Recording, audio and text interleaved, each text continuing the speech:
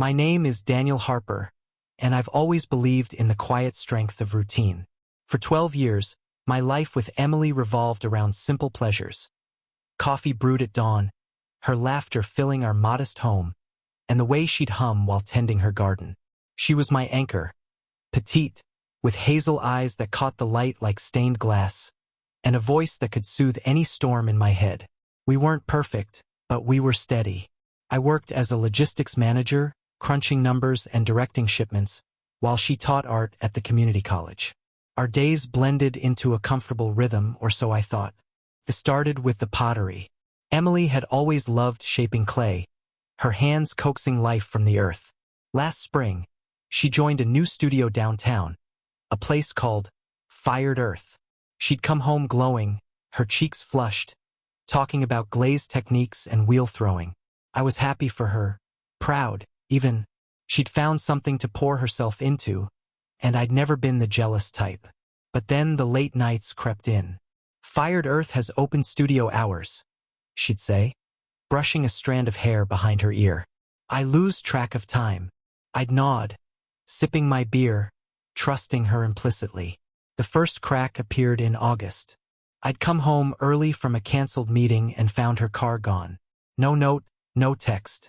She rolled in at 11 p.m., clay dust on her jeans, her smile too bright. "The kiln took forever," she said, kissing my cheek.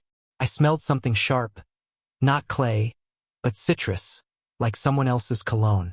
My stomach twisted, but I swallowed it down. Doubt wasn't my nature. I told myself it was nothing, just the paranoia of a man too used to predictability. Still, I started paying attention. Her phone stayed face down now. She'd laugh at messages I couldn't see, her fingers dancing over the screen. "Just students," she'd say, but her eyes wouldn't meet mine. By October, the signs were louder. She'd leave for the studio in dresses, flowing, floral things she'd never worn to mold clay. She'd return with her hair mussed, her lips faintly swollen, as if kissed by the wind. I'd ask how her night went, and she'd ramble about pottery wheels and firing schedules, her words tripping over each other. I'd lie awake, staring at the ceiling, her breathing soft beside me, wondering if I was losing her to something I couldn't name. Then came the day I saw the receipt. It fell from her purse. A dinner for two at La Bella Vita, a place we'd never been together. $58. Dated the night she'd claimed a kiln malfunction. My hands shook as I held it, the paper crinkling like my fracturing world. I didn't confront her. Not yet. I'm not a man who leaps before looking. Logistics taught me that. I needed proof, something concrete to hold against the ache gnawing my chest. So I watched. Emily's routine shifted subtly, like a river carving a new path. She'd leave earlier, her makeup meticulous, her perfume heavier. She'd started wearing a silver bracelet I hadn't given her, a delicate thing with a tiny charm shaped like a flame. "A student made it," she said when I asked, her voice too casual. I nodded, but my mind churned. I started digging. First, her phone unlocked one night while she showered. The messages were vague but damning. "Can't wait to see you," from someone named Jay. No last name, no context, just a thread of anticipation stretching back weeks.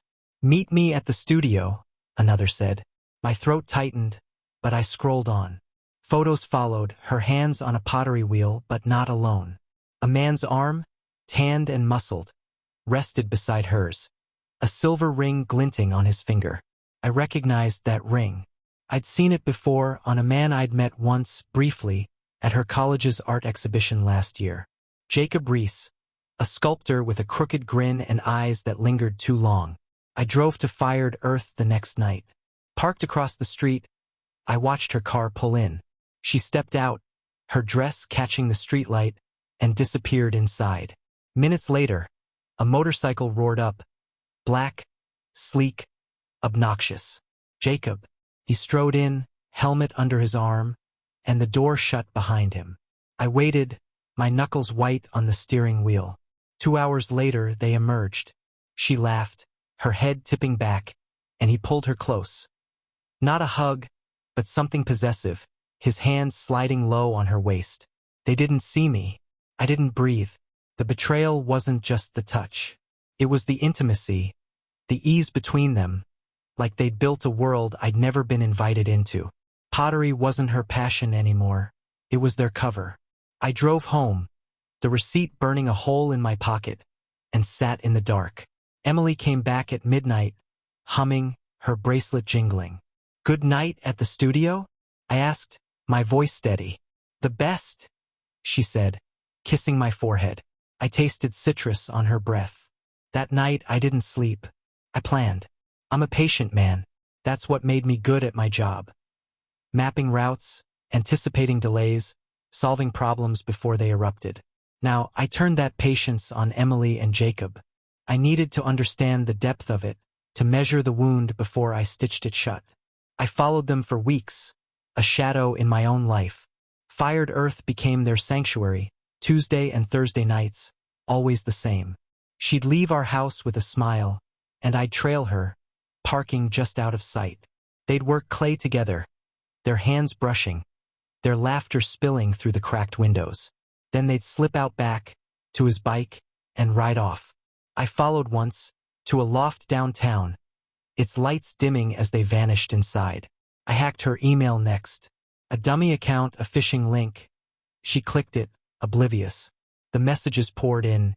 "Your hands are magic, Jay. Last night was everything. He suspects nothing." That last one hit hardest. I was he, the fool in the background, funding her lies with my trust. Photos too, not clay but them. A selfie in bed, her hair tangled, his arm around her. Another at a lake, her dress unbuttoned, his lips on her neck. I printed them, my hands trembling, and hid them in my desk. Evidence.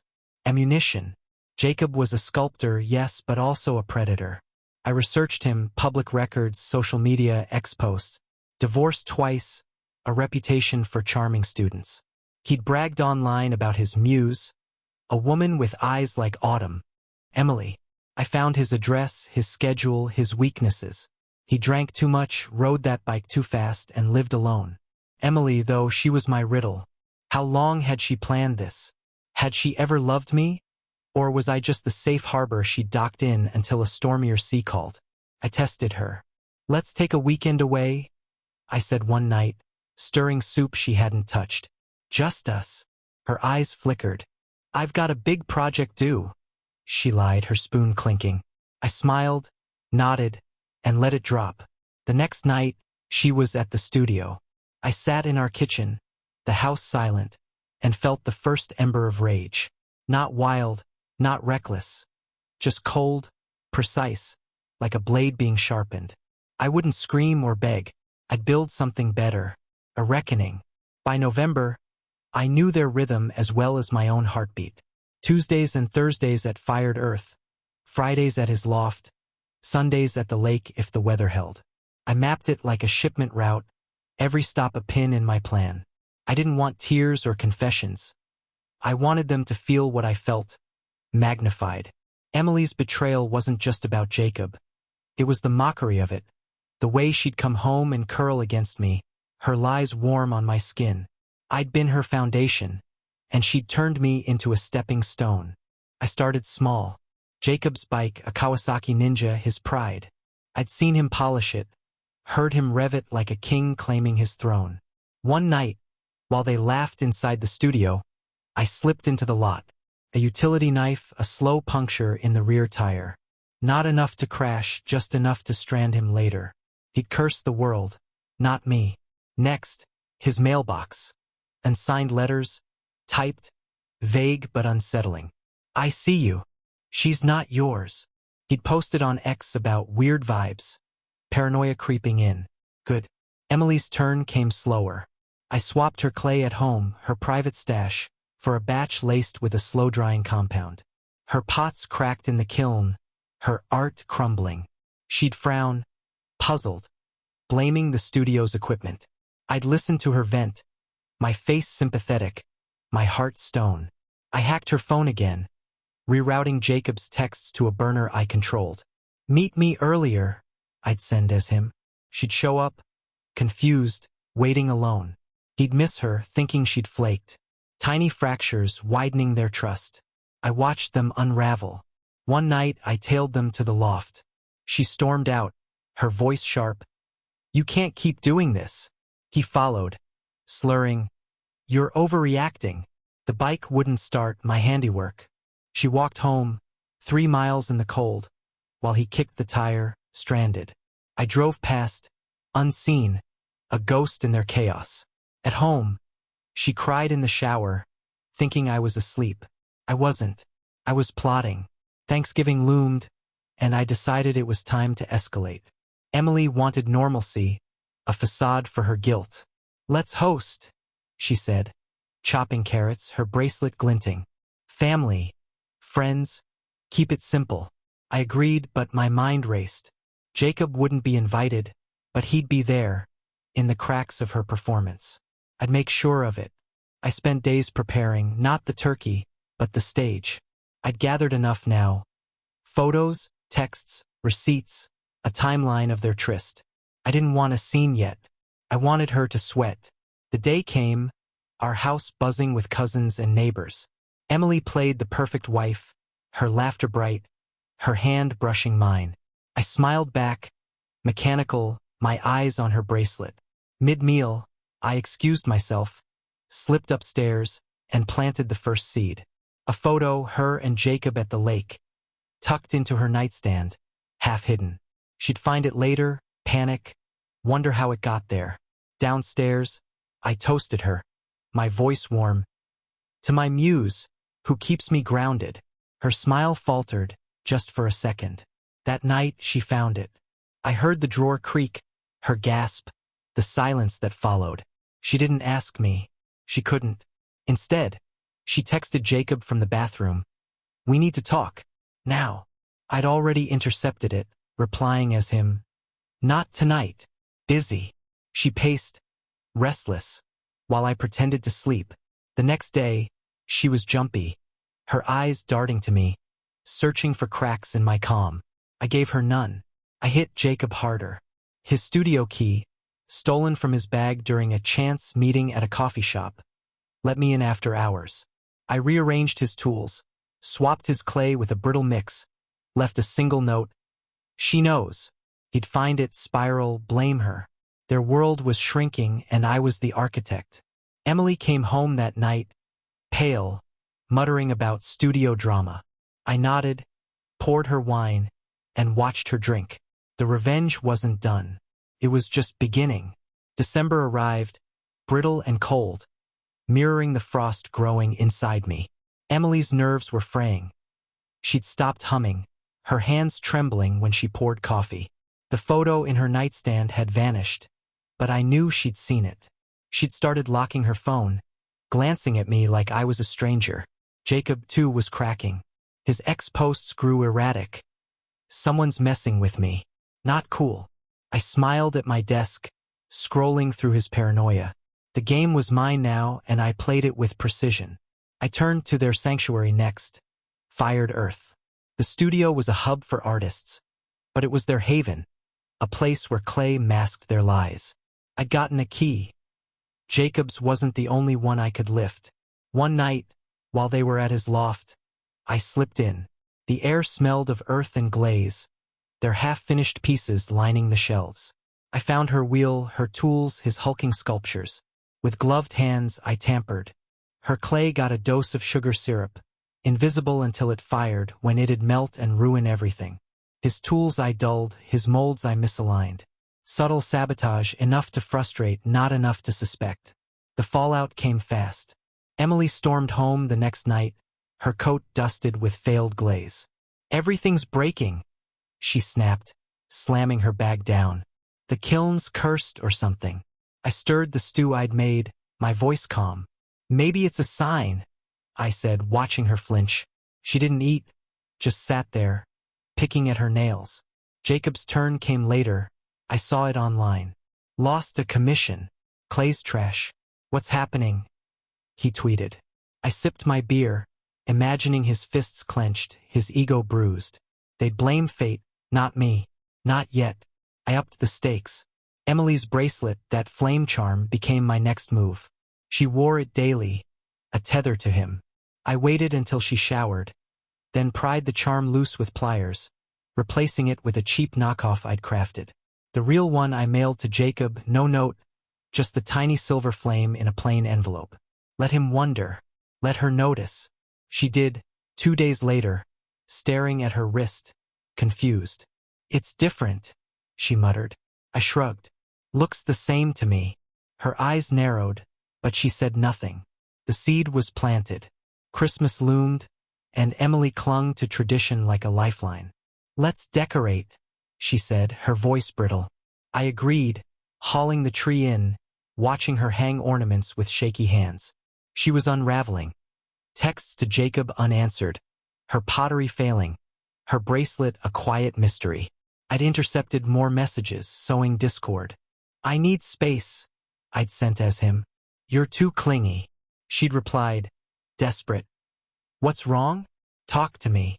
I deleted her pleas, left him in silence. They were drifting, and I was the current. Jacob's life I dismantled piece by piece.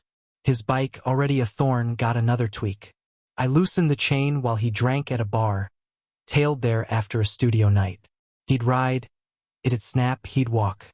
I hit his loft next, sneaking in with a copied key. His sculptures, hulking, pretentious things, I dusted with a slow-release allergen, a powder from a logistics contact. He'd itch, sneeze, blame the world. His ex-posts confirmed it. Allergic to my own damn house. Unreal. I grinned, imagining his red eyes, his frustration mounting. Emily felt it too. I'd started leaving hints. Her car keys misplaced, her favorite mug chipped, her phone glitching from a tweak I'd made. She'd sigh, "I'm losing my mind." And I'd nod, all sympathy. "Maybe you're stressed," I'd say, pouring her tea laced with a bitter herb, safe, but unpleasant. She'd grimace, drink anyway, too distracted to question. One night, she broke.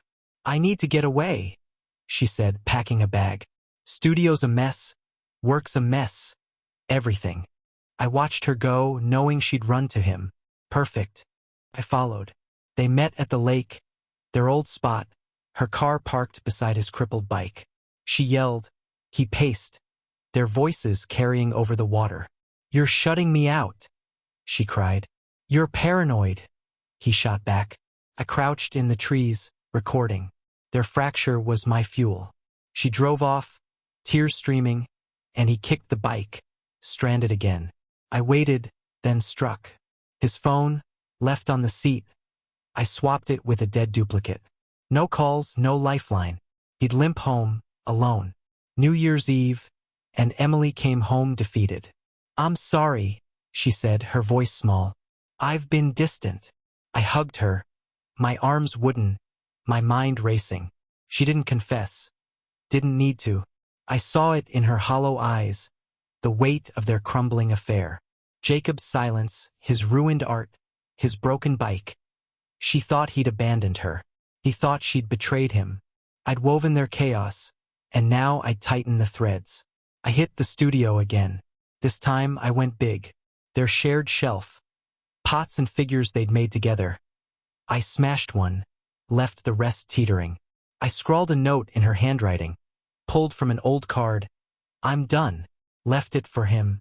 For her, I planted his ring, the silver one from the photo, in her clay bag. She'd find it, think he'd ended it cruelly. I rigged the kiln too, a tweak to the thermostat. Next firing, it'd overheat, fuse their work into a charred mess. They'd lose everything they'd built. The blow landed January 2nd.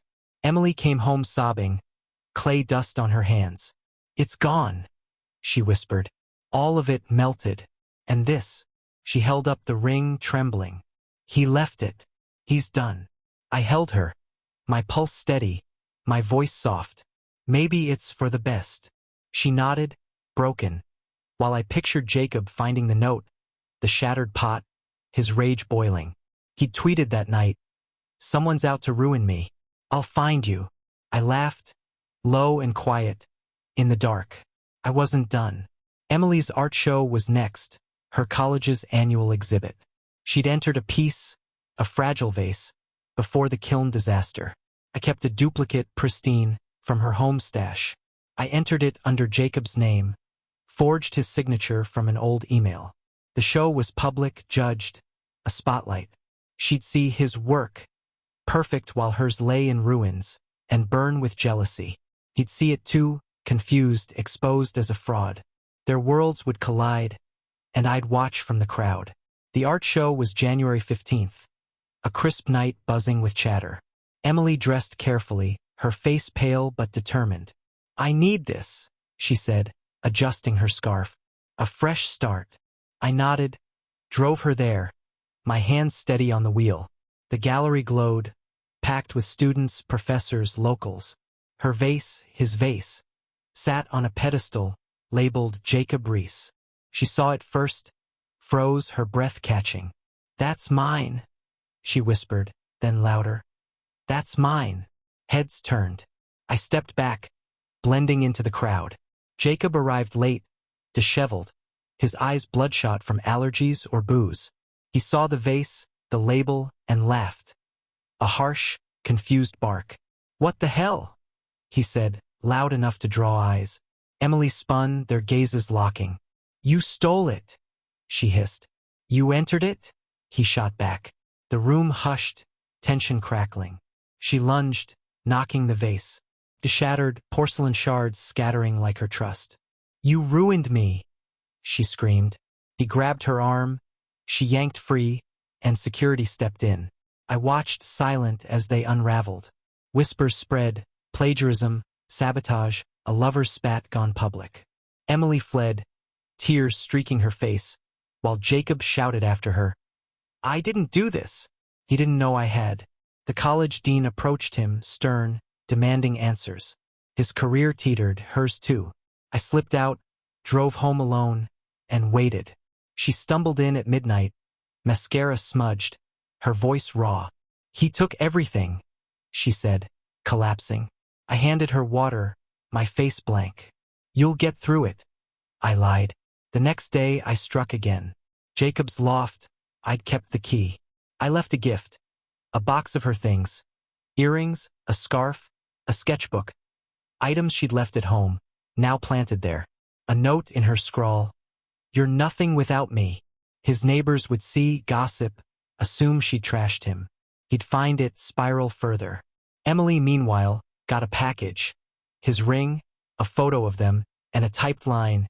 He kept these. She'd think he'd mocked her. They'd claw at each other, blind to my hand. Winter deepened, and so did their descent. Emily barely left the house, her art abandoned, her spirit hollow. She'd sit by the window, staring at nothing, her bracelet gone, lost or discarded. Jacob's ex-posts turned manic. "I'm being framed. Someone's sick game." He'd hired a locksmith, changed his number, but I didn't need keys or texts anymore. I had their minds, their fears. I'd broken their bond, their passion, their pride. Now I'd finish it. I targeted their reputations. Emily's college got an anonymous tip, emails I'd fabricated, suggesting she'd traded favors with Jacob for grades. The dean called her in, her job wobbling. She came home ranting, "They think I'm a liar." I listened, nodding, while Jacob faced his own reckoning. His commissions dried up. Rumors I'd spread online, whispers of theft and tantrums. Galleries dropped him, his name mud. He rode that bike less, drank more, his life a wreckage. I staged the final act. Valentine's Day, a cruel irony. I rented a billboard near Fired Earth, paid cash, kept it untraceable. It loomed over the street. Their lake photo, her dress unbuttoned, his lips on her neck, with bold text, "Emily Harper and Jacob Riis. Art of Deception." No one could miss it. She saw it first, driving home, and crashed into a curb, dazed. Jacob saw it next, roared up on his bike, and punched the pole, helpless. Passersby gawked, phones out, the scandal viral by dusk. Emily staggered in, pale as death. "Who did this?" she croaked, her eyes wild. I shrugged, frying eggs, my voice even. "Someone who knows, I guess." She sank to the floor, sobbing, while I plated her food she wouldn't eat. Jacob's ex account went dark that night. He'd fled or cracked. I didn't care. The billboard stayed up, a monument to their ruin. I sat in our quiet house, the weight lifting. Revenge wasn't loud. It was this cold, complete mine. February's end brought a thaw, but not for Emily. The billboard lingered in the air. Its image burned into the town's gossip. She'd stopped leaving the house entirely, her phone silent, her art supplies gathering dust. I can't face them, she'd whisper, curled on the couch, her hazel eyes dull. I'd nod, bring her tea. Still bitter, still unnoticed, and let her stew in the wreckage I'd built. Jacob had vanished, his loft empty, his bike gone. Ex-rumors said he'd left town, tail between his legs. I didn't care where he was. His absence was victory enough. I wasn't finished, though. Revenge isn't a sprint. It's a marathon, and I trained for this. Emily's college launched an inquiry into her conduct. My emails had done their work, painting her as a manipulator, a fraud. She got the call midweek, her voice shaking as she argued with the dean. It's lies. I'd never. She hung up, sobbing, and I handed her a tissue, my face a mask. They'll figure it out, I said, knowing they wouldn't. Her job hung by a thread, her reputation shredded. I turned to her garden next, her last refuge. She'd always loved it, coaxing roses and lavender from the soil. I'd watched her there, once, believing in her light. Now I salted the earth. Not all at once, subtle over weeks, a pinch here, a handful there, mixed into the compost. The plants withered, leaves curling, blooms failing. She'd kneel in the dirt, confused, muttering, "What's happening to everything?" I'd shrug from the porch. "Bad season, maybe?" Her hands, once so sure with clay, trembled in the dead soil. The final touch was personal. Her wedding ring, still on her finger, a mockery of us. I'd had a duplicate made, hollowed out inside, engraved with J. I swapped it one night while she slept, her breathing uneven from tears. She'd notice eventually, the weight off, the secret carved where she couldn't ignore it. I waited, patient, for the moment she'd see. It came Sunday. She twisted it absently, then froze, peering closer. "Daniel," she whispered. "Look at this." I glanced over, feigning surprise. Weird. Must have been a flaw. Her face crumpled, and I turned away, hiding my smile. March bloomed, but Emily didn't. The college suspended her pending review. She'd raged about it, then sank into silence. The garden was a graveyard, her roses blackening, her lavender dust. She'd stopped eating much, her frame shrinking, her dresses hanging loose. "I'm cursed," she'd say, staring at the ring, the J glinting in her mind. I'd cook, she'd pick at it, and I'd watch, my heart a stone. Jacob's name faded from whispers. He'd become a ghost, irrelevant. This was about her now, the woman who'd buried me in lies. I struck deeper. Her past, her family became my canvas. She'd always been close to her sister, Claire, a no-nonsense nurse in Seattle. I forged a letter, Claire's handwriting mimicked from an old card, and mailed it. I heard about you and that sculptor. I can't believe you'd do this to Daniel. Don't call me. No signature, just enough to sting. Emily opened it, gasped, and dialed Claire, frantic. "It's not true," she cried. But Claire, confused, denied writing it. The call ended in tears, their bond strained. Another route pulled. Her friends got letters too. Typed, anonymous, dripping with half-truths. "She's not who you think. Ask her about Jacob." One by one they drifted, texts slowed, visits stopped. She'd sit by the phone, waiting, then mutter, "They hate me." I'd pat her shoulder, my touch cold. "People change," I'd say, and she'd nod, lost. The isolation was my chisel, carving her down to nothing. She'd built her world on me, then him, now both were ash. The ring broke her further. She'd stare at it, twisting it off, then on the J, a silent scream. One night, she hurled it across the room, sobbing, "Why is this happening?" I retrieved it, handed it back, my voice calm. "It's yours, Em." She took it, defeated, and slipped it on, a prisoner to her own guilt. I'd won that round, but the endgame loomed. I wanted her to feel the weight, every ounce, before I let go. Mid-March, and the house felt like a tomb. Emily barely spoke, her days a loop of staring out windows and pacing the dead garden. The college fired her. Official notice came, citing ethical breaches. She read it, crumpled it, and sat there, hollow. "I've lost everything," she said, her voice a ghost. I nodded, frying bacon, the sizzle filling the silence. She didn't know I'd orchestrated it, didn't see the threads I'd pulled. She thought it was fate or karma or Jacob. I let her. I hit her memories next. Our photo albums. Years of us smiling, hiking, building this life. I doctored them. Subtle edits.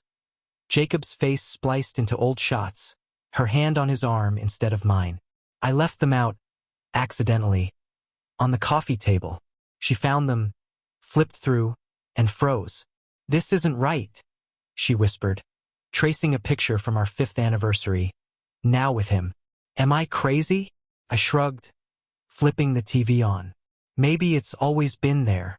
She shook her head, frantic, but doubt gnawed her. Her car was my next move.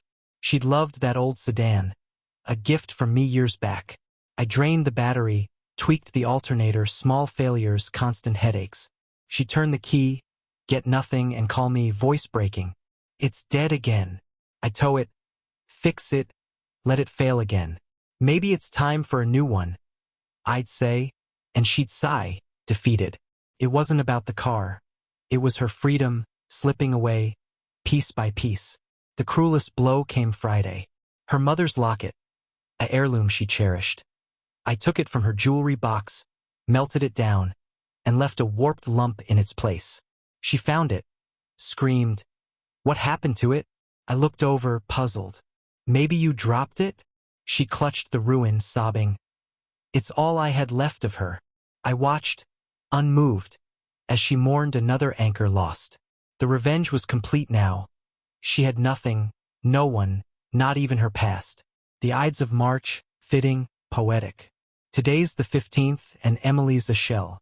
She sits in the living room, wrapped in a blanket, staring at the doctored albums.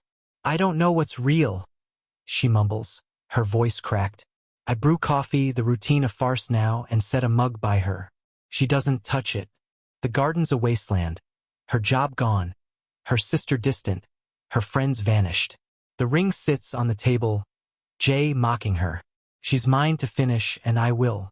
I've planned the endgame. Divorce is too clean, she'd get half, walk away, rebuild. No, I want her trapped, forever in this cage I've forged. I've drained our accounts, slowly, legally, into a trust she can't touch. Investments, I told her months back, and she'd nodded, distracted. The house is mine, refinanced in my name alone. She'd signed the papers, oblivious. She has nothing but me, and I'll keep her here, a ghost in her own life. I staged the finale. A letter, forged again from Jacob, slipped into her purse. "I never loved you. It was a game. Goodbye." She finds it, reads it, and collapses, a wail tearing from her. "He used me," she sobs, and I kneel beside her, my voice soft. "You're safe here, Em." She clings to me, desperate, not knowing I'm the architect. I hold her, my grip firm, my heart ice. She's broken, dependent, mine to keep. That night, I cook dinner, her favorite lasagna, a cruel echo of better days. She eats, mechanical, her eyes dead. "Thank you," she whispers, and I smile, the victor's calm. She'll stay, tethered by guilt and ruin, while I live free, unburdened. Jacob's gone, irrelevant. The billboard's down, the scandal faded. It's just us now, and she'll never know the truth. I've won quietly, completely, forever. Spring whispers outside, but inside, it's eternal winter. Emily's a fixture now, silent, small, haunting the house.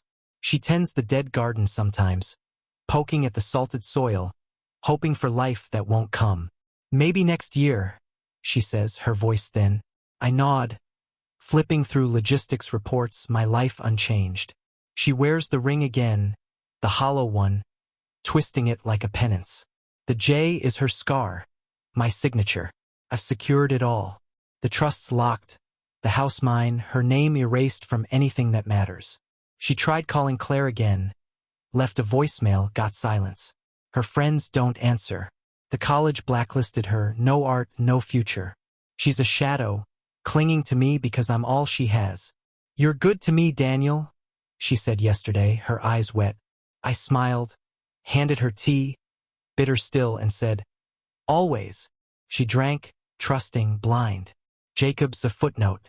Word came through X. He's in some dive town, sculpting junk, drinking himself numb. His bike scrap, his name mud. I don't care. He was a tool, a spark I fanned into her inferno. The revenge wasn't his, it was hers, for turning our life into clay she molded with him. Now she's nothing and I'm whole. The photos, the letters, the sabotage, I burned the evidence, my tracks clean. Today, I sit on the porch, coffee in hand, watching her shuffle through the dirt. She looks up, smiles faintly, and I wave back, my victory invisible. She'll live here, in this quiet hell, never knowing I sculpted her ruin. The betrayal was hers, but the masterpiece is mine. I sip, the sun warms my face, and I think, this is enough. She's broken, I'm free, and the world turns on, oblivious.